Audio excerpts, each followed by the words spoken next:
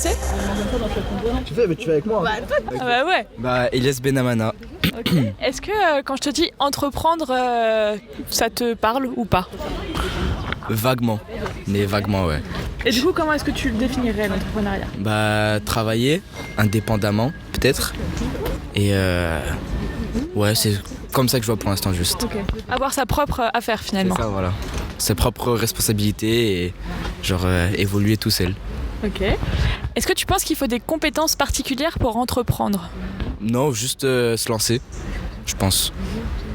Voilà. Sinon, être débrouillard un peu quand même. Et voilà, plus avoir l'envie de... Enfin, avoir un niaque, quoi, en tout cas. Voilà. Trop bien. Et est-ce que il y a quelque chose qui te ferait peur si on te disait qu'il faut que tu entreprennes?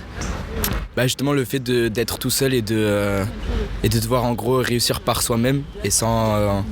par ses propres compétences, j'ai envie de dire.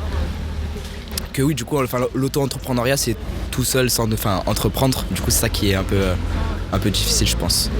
Et tu penses qu'on peut être étudiant et entreprendre en même temps? Bah oui, parce que je le suis en plus.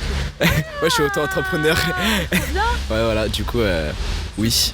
Mais dans certaines conditions, quoi. Faut avoir entre guillemets, bon désolé du terme, faudra couper ça, mais avoir les couilles de le faire.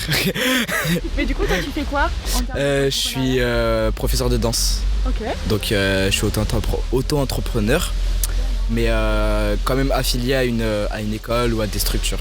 Ok. Donc voilà. Et finalement, ça a été quoi ta plus grande difficulté et ta plus grande victoire dans le fait de te lancer?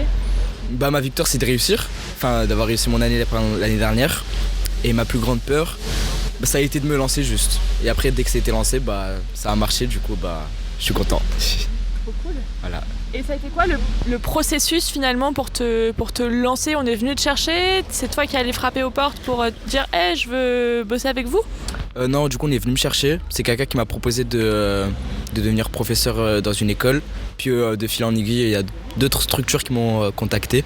Mais des fois j'ai dû un peu savoir me limiter par rapport aux cours. Donc voilà.